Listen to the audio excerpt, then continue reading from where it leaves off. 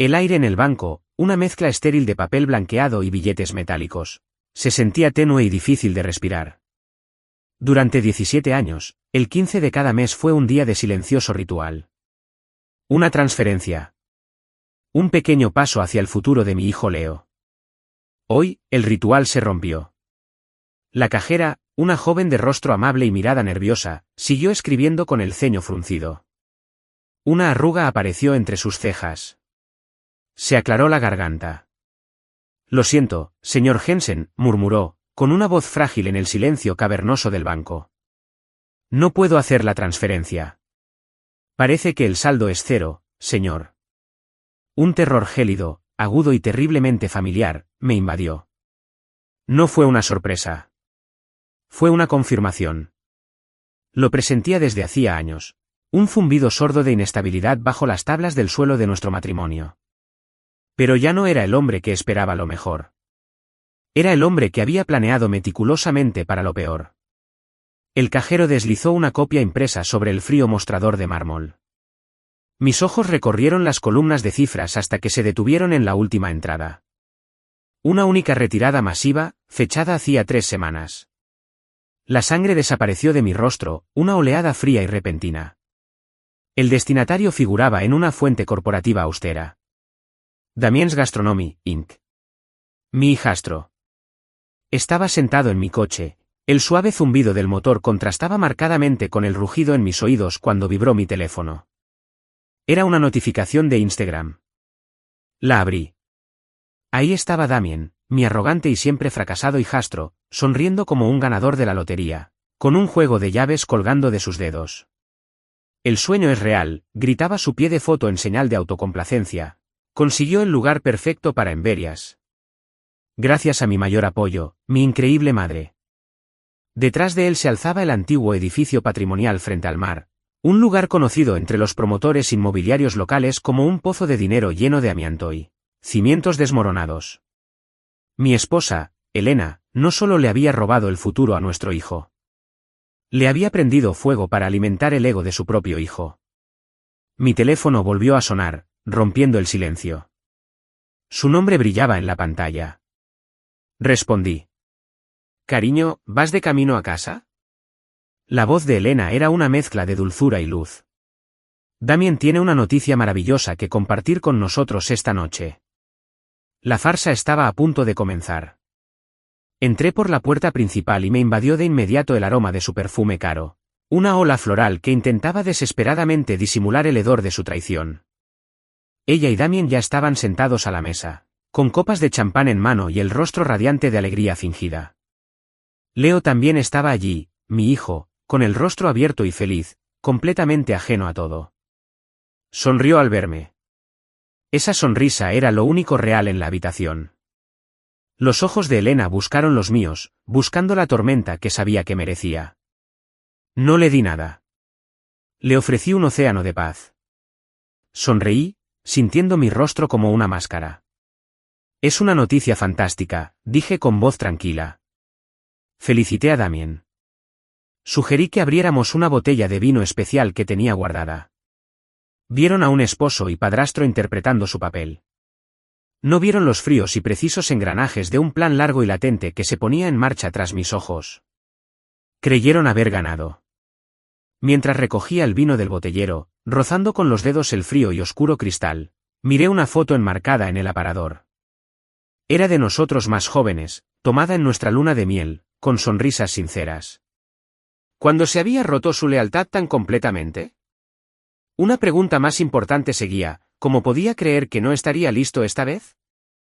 El tintineo de los cubiertos contra la porcelana llenó el comedor. Ante un costillar de cordero, Elena confesó, con palabras cuidadosamente elegidas para presentar su crimen como un noble sacrificio. Es solo una inversión en la familia, Alex, dijo, colocando su mano con manicura impecable en mi brazo. Su tacto me resultaba extraño. Cuando el restaurante sea un éxito, le devolveremos el doble del fondo a Leo, lo prometo. Damien asintió con entusiasmo, con la boca llena. Ya estaba contando historias de estrellas Michelin y clientes famosos, una fantasía construida sobre la base del fondo educativo robado de su hermanastro. Me necesitaban. No mi perdón, sino mi complicidad. Necesitaban que yo firmara su versión de la realidad. Me concentré en el líquido carmesí intenso que se arremolinaba en mi copa. Dejé que el silencio se extendiera un instante, haciéndoles esperar. Luego, levanté la vista y asentí lentamente. Tienes razón, dije, con un sabor a ceniza en mis palabras. Es una oportunidad maravillosa para Damien. Vi cómo sus hombros se relajaban visiblemente. La tensión que Elena había traído a la habitación se disolvió. Creían que había cedido. Creían que yo era el mismo hombre del que se había aprovechado durante años, débil, indulgente, predecible. Después de cenar, deslizó un documento sobre la pulida madera de la mesa. Un formulario del banco que autorizaba retroactivamente el retiro de los fondos, una forma de limpiar su robo. Solo una formalidad, cariño, susurró, para los registros del banco. Su bolígrafo estaba junto al papel. Solo tenía que firmarlo, legitimar su crimen y convertirme en cómplice oficial de su engaño. ¿Me negué y mostré mis cartas tan pronto? ¿O firmé y les dejé creer que me tenían completamente bajo su control? Tomé la pluma. A la mañana siguiente, llamé enfermo a la firma de contabilidad donde Elena creía que era un novato. En lugar de ir a mi cubículo, fui al centro, a una elegante torre de cristal ahumado y acero que rozaba el cielo. La oficina de Ben, mi antiguo compañero de la universidad, olía a cuero de alta calidad y a un poder silencioso. Era la única persona en el mundo que conocía mi secreto. Lo hizo, dije, dejándome caer en uno de sus lujosos sillones. Vació todo el fondo. Ben asintió lentamente, con expresión sombría pero sin sorpresa. Entonces, ¿activamos el protocolo? Activamos el protocolo, confirmé. No tocamos mi 401 Kelvin. Ese era el respaldo de emergencia. Esta fue la línea ofensiva. Siguiendo mis instrucciones, los dedos de Ben volaron sobre su teclado. Inició la liquidación de una pequeña e insignificante fracción de mi cartera oculta. Una cartera que se sembró hace 15 años con una única inversión tecnológica afortunada. Un secreto que le había ocultado a Elena para poner a prueba su carácter. Una prueba que ahora había fracasado estrepitosamente. En cuestión de una hora, se transfirieron los fondos. Creamos un fideicomiso irrevocable a nombre de Leo. Una fortaleza financiera tan impenetrable que ni el abogado mejor pagado podría traspasar sus muros. Invertimos suficiente capital para cubrir la matrícula, la manutención y los gastos en cualquier universidad del mundo, y nos sobró suficiente para financiar una maestría y la entrada de una casa. El futuro de Leo, el que su madre había apostado, estaba ahora más seguro que nunca. Ben se recostó, satisfecho. Eso controla a Leo. Lo protege por completo. Hizo una pausa, con un brillo en los ojos. ¿Y qué hay de ellos? Una leve y fría sonrisa se dibujó en mis labios. Esa es la segunda fase. Saqué mi teléfono y le enseñé las fotos que Damien había publicado de su nuevo restaurante. «Ben», pregunté. «¿Aún tienes ese contacto en el departamento de edificaciones de la ciudad? ¿El que adora meterse en problemas?» La cafetería bullía, el aire impregnado del aroma amargo y rico de un café tostado oscuro. Me acerqué un teléfono barato de prepago a la oreja, su carcasa de plástico estaba fría contra mi piel. «¿Departamento de edificios? ¿Oficina del inspector?», respondió una voz áspera. Bajé el tono de mi voz, añadiendo un tono grave de preocupación cívica. Era un ciudadano preocupado, expliqué. Había oído que el antiguo edificio patrimonial del Paseo Marítimo estaba siendo renovado para convertirlo en un restaurante. Me preocupaba la seguridad. Fui específico. Mencioné la alta probabilidad de asbesto en el aislamiento de preguerra. Hablé del peligro de incendio que representaba el cableado original de perillas y tubos. Cuestioné su cumplimiento con la ley de estadounidenses con discapacidades, ADA, sabiendo que sus puertas eran estrechas y que no había rampas. No estaba adivinando. Había pasado la noche anterior absorto en archivos de la ciudad y registros de edificios históricos. Simplemente le estaba indicando al inspector dónde apuntar su linterna. El funcionario al otro lado de la línea guardó silencio un momento. Luego dijo, «Esto es muy detallado, señor. La mayoría de las pistas no son tan específicas. Estoy en la construcción, mentí con naturalidad. Me doy cuenta de estas cosas. Bueno, te agradezco que nos lo hayas notado, dijo con una nueva energía en su voz. Enviaremos a un inspector jefe a echar un vistazo mañana por la mañana. ¿Podría darme su nombre para el informe? 2 días después, la primera explosión de pánico estalló en nuestra casa. Damien llamó a Elena con una voz aguda de incredulidad y terror. Mamá, no te lo vas a creer. La ciudad nos va a cerrar. Un inspector superior, conocido por su implacable apego al código, le había dado una orden de paralización total al proyecto de Damien. El informe oficial fue una obra maestra. Detallaba un montón de mejoras obligatorias, innegociables y carísimas. Un recableado completo de todo el edificio. Eliminación profesional de amianto. Un nuevo sistema de climatización de calidad comercial. Instalación de un ascensor de servicio. Los costos ascenderían a cientos de miles. La gran inauguración se pospuso. Indefinidamente. El sueño ya era una pesadilla. Esa noche, Elena vino a verme. Tenía el rostro pálido bajo el maquillaje y las manos temblorosas. Toda la confianza que había mostrado en la mesa se había esfumado, despojada de su apariencia, dejando al descubierto el miedo crudo y agobiante que se escondía tras ella. Alex, suplicó con un susurro tenso. Tenemos un problema. Una grande. Esperé. Necesitamos más dinero, dijo, con las palabras atropelladas. Necesitamos que avales un préstamo comercial. Es la única manera de salvar el restaurante. Para salvar a Damien. Me miró con ojos suplicantes. No tenía ni idea de que le estaba suplicando al mismísimo artífice de su desastre. Me senté en la isla de la cocina, con los dedos apoyados en el frío e implacable granito. Sentí como el hielo que se había formado en mis venas. Miré a Elena, su rostro desesperado y suplicante, y le pronuncié las 2 palabras más suaves y destructivas que pude. No, no lo haré. Le dije que Damien se había metido en este lío. Que podía salir solo. Su miedo se transformó al instante en una furia ardiente y desbordante. Creí que eras de la familia, gritó, y su voz resonó en la cocina. Después de todo lo que he hecho por ti, por esta familia. Guardé silencio. Dejé que sus acusaciones flotaran en el aire, como una niebla tóxica. Tenía que parecer irrazonable, mezquino e insolidario. Su ira era parte necesaria de la ecuación. La obligaría a dar el siguiente paso, más desesperado y mucho más insensato. Salió furiosa de la casa, dando un portazo tras ella. Sabía exactamente a dónde iba. Se dirigía hacia el único activo importante del que creía que aún controlaba la mitad. Nuestra casa. La pregunta no era si la usaría para rescatar a su hijo. La única pregunta era cuán ilegal lo haría. Pasó una semana en un silencio gélido y armado. Para ella, yo iba a mi trabajo de contabilidad todos los días, derrotado. En realidad, pasaba mis días en una pequeña oficina anónima que había alquilado, supervisando nuestras finanzas con la precisión de un halcón. Entonces, tal como lo había previsto, apareció una señal de alerta. Un nuevo gravamen sobre nuestra propiedad. Una segunda hipoteca. Saqué la documentación digital del sitio web del secretario del condado. Estaba todo ahí.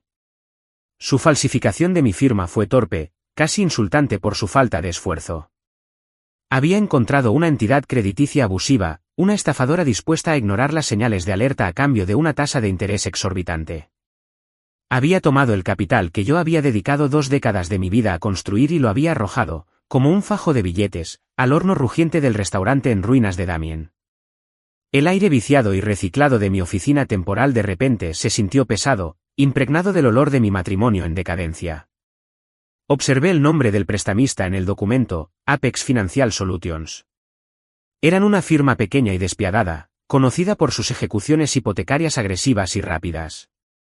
Eran un tiburón, y Elena acababa de echarle carnada al agua con nuestra casa. Creyó que les estaba dando un salvavidas. No se dio cuenta de que era la carnada. ¿Pero qué pasa?, pensé, cuando un tiburón mucho más grande y silencioso entra al agua. Cogí el teléfono y llamé a Ben. Es la hora, dije en voz baja y firme. Quiero comprar la deuda. A través de una de mis sociedades fantasma, una entidad con un nombre soso llamado Orion Holdings, hicimos una oferta a Apex Financial. No solo solicitamos el préstamo de Elena. Le ofrecimos comprar toda su cartera hipotecaria de alto riesgo, incluyendo su deuda tóxica junto con una docena más. Para una empresa como Apex, fue el trato perfecto, una ganancia rápida y limpia al deshacerse de un conjunto de activos de riesgo de una sola vez.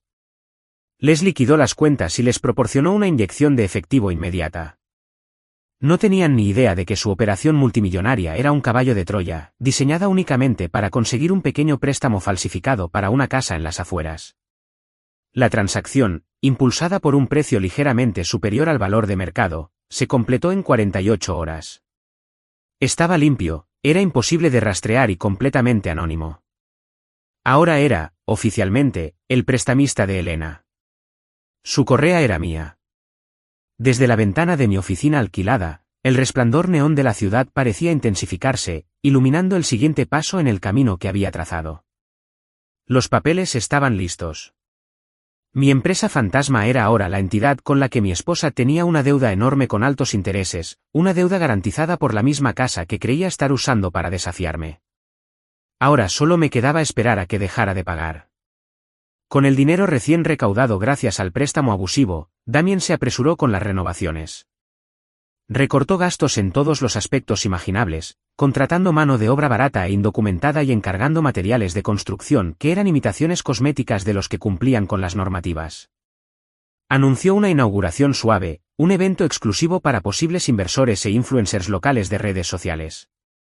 Esta fue mi inauguración. A través de una agencia externa discreta, contraté a un bloguero gastronómico conocido simplemente como The Culinarian. Era un purista, un hombre cuya brutal honestidad había hecho cerrar más de un restaurante prometedor. Su anonimato era su poder. La noche antes de la inauguración, le envié un correo electrónico anónimo desde una dirección segura. El asunto era sencillo, que buscar en Emberias. El correo electrónico era mi hoja de consejos. Era una guía detallada y específica de cada detalle que Damien había recortado. Le dije que preguntara si las vieiras eran capturadas por buzos o congeladas, y que indagara sobre el origen de las hamburguesas de carne de Kobe. Le dije que revisara la carta de vinos para ver si había vinos baratos de consumo masivo que se vendían a precios elevados. Le expliqué que el pastelero había renunciado hacía 2 semanas por una disputa salarial. Le di todo. La respuesta del bloguero llegó en menos de 1 hora. Fue breve y escalofriante. Si al menos la mitad de esto es cierto, escribió, no es solo una mala crítica, es una ejecución pública. Confirmó su reserva para el sábado por la noche. La trampa estaba tendida. La reseña se publicó un lunes por la mañana. No era una reseña, era una vivisección. El culinario había creado una obra maestra de destrucción culinaria. Calificó a Emberanas como un restaurante Potemkin, una fachada hermosa y cara que ocultaba un corazón barato y podrido. Describió las vieiras como gomas de borrar nadando en mantequilla tibia. El filete era un insulto al lugar de donde provenía. Dijo que la carta de vinos era una colección de penas de gasolinera vendidas a precios parisinos. La reseña fue ingeniosa, cruel y absolutamente devastadora. Se hizo viral. A la hora del almuerzo, #Emberias eran tendencia en Twitter por las razones equivocadas. El principal periódico de la ciudad había enlazado la entrada del blog. El teléfono de Damien empezó a sonar, no con elogios, sino con el sonido de todos los inversores y reservas cancelando. Era el hazmerreír incluso antes de su inauguración oficial. Esa noche, Elena me confrontó en la sala. Tenía el rostro desencajado por la ira y el teléfono aferrado como un arma. La crítica mordaz brillaba en la pantalla. «Es culpa tuya», gritó con la voz entrecortada. «Tú lo hiciste. Nos has estado saboteando desde el principio. Odias a mi hijo». Su acusación flotaba en el aire, más cierta y precisa de lo que jamás podría imaginar. El enfrentamiento fue el más feo hasta la fecha. La casa se sentía fría, despojada de todo su antiguo calor, y el aire crepitaba con su furia. Llevada al límite, Elena finalmente admitió el alcance devastador de su cruzada financiera. No era solo el fondo para la universidad. No era solo la segunda hipoteca fraudulenta. Había vaciado nuestras cuentas de ahorro conjuntas, el fondo de emergencia que con tanto esmero había creado, la cartera de acciones que había gestionado para nuestra jubilación. Todo, hasta el último centavo se había ido, arrojado al horno insaciable del ego de Damien. Tenía que hacerlo, gritó, con la voz ronca por una autocompasión que se disfrazaba de desesperación. No me dejaste otra opción. Nunca fuiste un verdadero padre para él. Nunca lo quisiste como a tu propio hijo. Y allí, en la puerta, estaba Damien. No se avergonzaba. No sentía remordimientos. Sonreía con suficiencia, con una pequeña sonrisa de suficiencia y triunfo en los labios. Él no lo vio como una profunda traición de su madre, sino como mi fracaso personal. En ese instante, al ver su rostro y escuchar su retorcida justificación, algo dentro de mí no se quebró. Se endureció. Se calcificó en algo frío, transparente e irrompible como un diamante. Este era el fin del juego. No grité. No discutí. No dije ni una palabra. Simplemente los miré, a los dos que se habían aliado contra mi hijo y contra mí. Dejé que un silencio largo y escalofriante se extendiera entre nosotros, un silencio que expresaba más que la rabia. Entonces, me di la vuelta y subí las escaleras. Alex, no te alejes de mí, y gritó Elena desde el pie de la escalera. Su voz era una mezcla de furia y un miedo insidioso. Pero ya me había ido. Durante los 3 días siguientes, fui un fantasma en mi propia casa. Dormí en la habitación de invitados, con la puerta cerrada. Salí a trabajar antes del amanecer y regresé mucho después de que se hubieran acostado. Cuando Elena me envió un aluvión de mensajes furiosos y suplicantes, respondí con palabras simples y estériles. Bueno. ¿Bien? Sí. Confundieron mi silencio con rendición. Los oí susurrar en la cocina a altas horas de la noche, en voz baja y conspirativa. Planeaban su siguiente paso, convencidos de que yo era un hombre destrozado. Un hombre al que ahora debían controlar. Se sentían poderosos, con el control absoluto del panorama emocional de la casa. La tensión en el aire era densa y pesada, como la quietud húmeda antes de un rayo. Una nota apareció en mi almohada la tercera noche, escrita con su elegante y fluida caligrafía. Tenemos que hablar, decía. Necesitamos vender la casa y mudarnos a una más pequeña. Es la única salida. Ella seguía pensando que existía un nosotros. Ella todavía creía que tenía voz y voto en nuestro futuro. No tenía ni idea de que ya era mío. Ya era hora. Sentado frente a Ben en su tranquila y soleada oficina, di la orden de ejecutar los últimos pasos. Primero, instruí a los abogados de Orion Holdings para que enviaran una notificación oficial de impago a Elena. El pago de la segunda hipoteca llevaba 30 días de retraso. Según los términos del préstamo abusivo que había firmado, el pago anticipado del importe total debía realizarse de inmediato. El proceso de ejecución hipotecaria comenzaría en 30 días. La carta fue enviada por mensajería a su abogado personal. En segundo lugar, firmé los papeles del divorcio que el equipo de Ben había preparado. Eran sencillos, directos y citaban la malversación financiera como causa de disolución. Solicité que los papeles se entregaran personalmente a Elena a las 7 de la tarde del día siguiente, en Emberias, durante lo que quedaba de la cena. En público. Finalmente, me senté en la mesa de conferencias de Ben. Mi portátil se abrió ante mí. El brillo de la pantalla proyectaba largas sombras en mi rostro. Abrí el portal de denuncia del IRS. Rellené el formulario lenta y deliberadamente. Denuncié un regalo masivo en efectivo no declarado de Elena Jensen a Damien Volkov. Luego, señalé a la empresa de Damien por probable evasión de impuestos sobre la nómina, alegando mi conocimiento interno como contador comprometido. Detallé los pagos en efectivo a su personal y el préstamo fraudulento utilizado como capital inicial.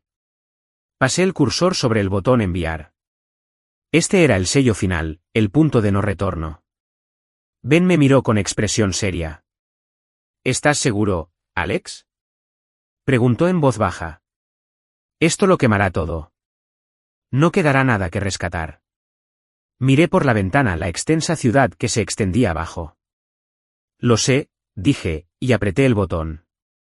Algunos cimientos deben construirse sobre cenizas. Mi plan se desarrolló con la brutal e impersonal eficiencia de una demolición controlada. Los papeles del divorcio se entregaron tal como se solicitó.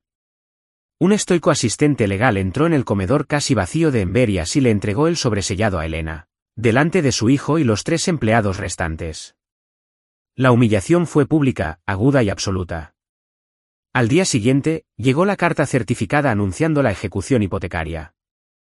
2 días después, un sobre grueso y aterrador con el sello del Servicio de Impuestos Internos, IRS, le fue entregado a Damien. Se había iniciado una auditoría completa y exhaustiva de él y su negocio. Su mundo, una estructura frágil construida con mi dinero y sus mentiras, se derrumbó. Estaban acorralados, arruinados financieramente y aterrorizados. Así que hicieron lo único que se les ocurrió. Vinieron por mí. Se saltaron la seguridad e irrumpieron en la planta de la firma de contabilidad donde trabajé durante 15 años, donde creían que era solo un engranaje anónimo más en una enorme maquinaria corporativa. La voz de mi recepcionista sonó por el intercomunicador de mi escritorio. Alex, tu esposa y un joven vienen a verte. No tienen cita, pero parecen insistir. Respiré lenta y profundamente. El aire en la oficina de repente se sintió electrizante. Que pasen, dije. Irrumpieron en mi pequeño cubículo de paredes grises como una marejada ciclónica. El rostro de Elena era una máscara de manchas de rabia y desesperación. Damien parecía un animal acorralado, con la mirada fija en todas direcciones, como si buscara una vía de escape. Estaban tan absortos en su propio pánico que no notaron la absoluta desnudez de mi espacio. Sin fotos familiares, sin adornos personales, nada que sugiriera una vida aquí. Tienes que cancelar esto, susurró Elena, golpeando mi escritorio con la palma de la mano. El frágil tabique se estremeció. La ejecución hipotecaria, el divorcio, todo. Esto es una locura. Estás destruyendo a nuestra familia. Me has arruinado, intervino Damien, con la voz temblorosa por una patética mezcla de ira y miedo. Mi restaurante, mi futuro, todo. Tienes que arreglar esto. Todavía me veían como el hombre al que podían intimidar, el hombre pasivo y amable al que podían manipular para que se sometiera. En sus mentes, seguían siendo las víctimas. No respondí. Ni siquiera los miré. Simplemente giré en la silla, me dirigí a la impresora y presioné el botón de imprimir. La máquina cobró vida con un zumbido, y su silencioso sonido mecánico marcó el fin oficial de su realidad. Tomé la hoja de papel de la bandeja y se la entregué a Elena. No era un documento legal. Era un resumen de cuenta de un fondo de capital privado. El nombre de la cuenta no era Alex Jensen. Era Alexei Volkov, mi nombre de nacimiento, un nombre que ella nunca había conocido, parte de un pasado que nunca había compartido con ella. Sus ojos recorrieron la página y se fijaron en la cifra al final, escrita en nítidos dígitos negros. $47,831,294. La miró fijamente, boquiabierta.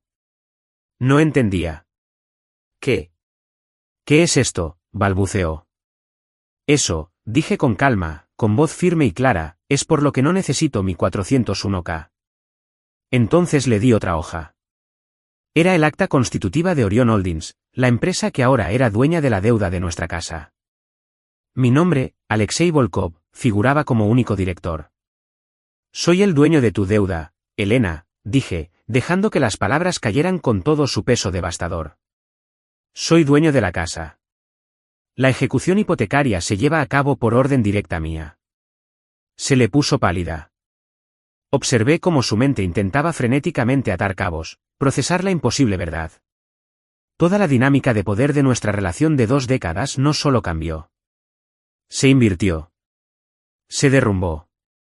Fue aniquilado en un instante único, silencioso y devastador. Levantó la vista de los papeles, con los ojos abiertos, presa de un nuevo terror. Era un terror que no tenía nada que ver con el dinero, sino con el hecho de que estaba mirando a un completo desconocido. El hombre que creía haber controlado durante 20 años no existía. ¿Quién? ¿Quién eres?, susurró. El aire en mi pequeño cubículo prestado se volvió denso, pesado con su realidad destrozada. Damien, el arrogante niño rey, se desplomó en la frágil silla de visitas. Su bravuconería se evaporó, dejando atrás la mirada vacía de quien de repente ve un precipicio donde creía que había tierra firme. Elena se quedó allí parada, con los papeles temblando en la mano. La revelación del dinero la impactó, pero la revelación del intrincado y largo plan fue el golpe de gracia. Por fin comprendía de verdad. Sus traiciones, el fondo universitario, la segunda hipoteca, los ahorros, no fueron una serie de victorias. Fueron simplemente los primeros pasos de una trampa que le había tendido años atrás. Me veía por primera vez. No como Alex Jensen, el plácido contador, el proveedor al que se debía exprimir. Sino como Alexei Volkov, un depredador que la había estado observando pacientemente, esperando a que revelara su verdadera naturaleza. Me levanté del escritorio y me puse la chaqueta. Fue como quitarme un disfraz. Mi trabajo aquí ha terminado, les dije, no a ellos, sino al espacio mismo. Mi tiempo interpretando este papel había terminado oficialmente. Mientras me disponía a pasar junto a ellos, a dejarlos en el destrozo, la mano de Elena se estiró y me agarró del brazo. Su tacto ya no era furioso. Era desesperado. Alex, espera, suplicó, y por primera vez en una década, percibí en su voz un remordimiento genuino e improvisado. Lágrimas, de verdad esta vez, le resbalaron por la cara, abriéndose camino a través de su costoso maquillaje. Lo siento, dijo con voz entrecortada, atragantándose con las palabras. ¡Ay, Dios, Alex, lo siento muchísimo! Me equivoqué.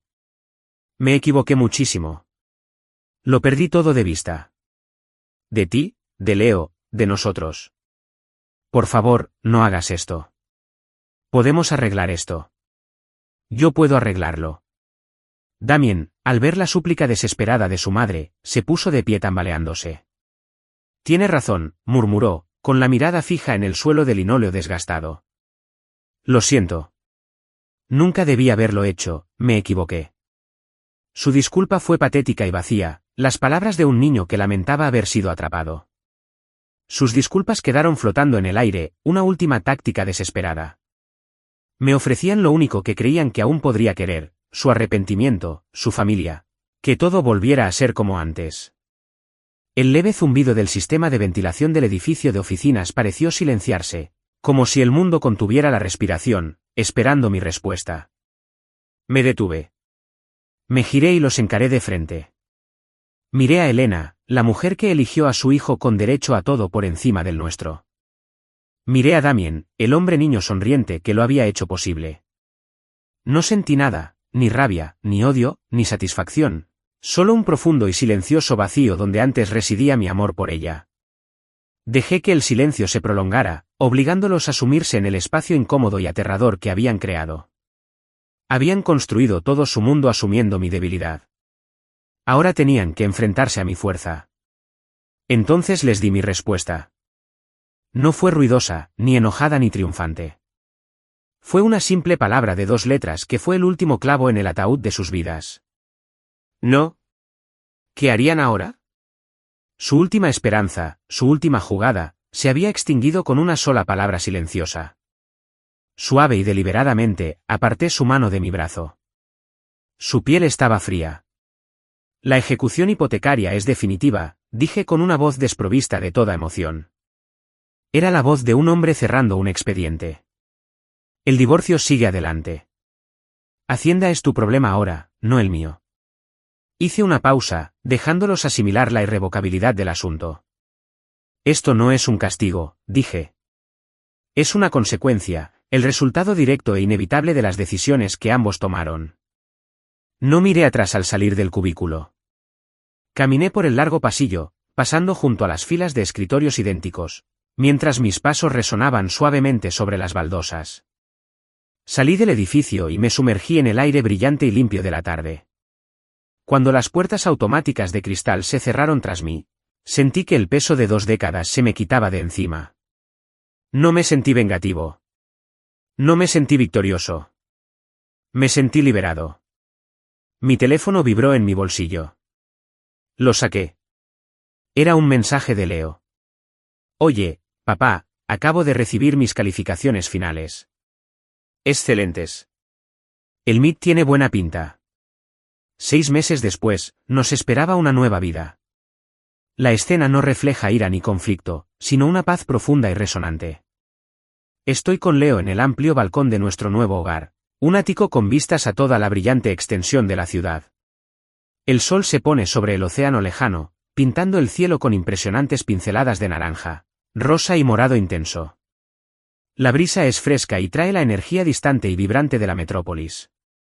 Chocamos nuestras copas, sidra espumosa para él, un whisky escocés de malta añejo de 12 años para mí. El satisfactorio y pesado tintineo de cristal contra cristal es un sonido de celebración, de un futuro que una vez le fue robado y que ahora está gloriosamente asegurado. Hablamos de su próximo viaje a Boston para su semana de orientación en el MIT. Su entusiasmo es una energía palpable y contagiosa que llena el aire de la noche. Habla de robótica, de los laboratorios en los que va a trabajar, del futuro que está construyendo. La sensación del vaso de cristal, pesado y fresco, en mi mano, la fresca brisa marina en mi cara y los sonidos apagados del tráfico a nuestros pies crean una sinfonía urbana, perfecta y apacible. ¿Has tenido noticias de ella?, pregunta Leo. La pregunta es amable, sin ninguna acusación ni amargura. Es un buen chico, el mejor. Niego con la cabeza, removiendo el líquido ámbar en mi vaso. Solo a través de los abogados, respondo. La casa se vendió en subasta. Elena, tras formalizar el divorcio, regresó a su pequeño pueblo natal para vivir con su hermana. El restaurante de Damien fue liquidado para pagar una fracción de sus impuestos. Me enteré por Ben de que ahora trabajaba como cocinero en una cadena de restaurantes cerca de la autopista interestatal. Ya no son personajes de mi historia. Son notas a pie de página en un capítulo que por fin he cerrado definitivamente. No hay satisfacción en conocer los detalles de su caída, solo una silenciosa confirmación de que la balanza del universo se ha equilibrado. El tenue aroma a agua salada del puerto se eleva, un sutil recordatorio del edificio frente al mar donde comenzó el acto final de traición. Ahora, es solo un recuerdo lejano e impotente. Leo, al percibir que mis pensamientos se han desviado, me da una palmada en el hombro. Voy a terminar de empacar, dice con una sonrisa. No puedo llegar tarde a mi nueva vida. Entra, dejándome sola con el crepúsculo. Me apoyo en el metal liso y fresco de la barandilla, contemplando no solo la ciudad, sino la vasta y oscura extensión del océano que se extiende más allá. Las primeras estrellas empiezan a aparecer en el índigo cada vez más oscuro del cielo. Durante tantos años, viví a medias. Era Alex Jensen, el contable predecible, un hombre que ocultaba su fuerza, esperando una traición que sabía, en un nivel profundo e intuitivo, era inevitable. Ahora esa espera ha terminado.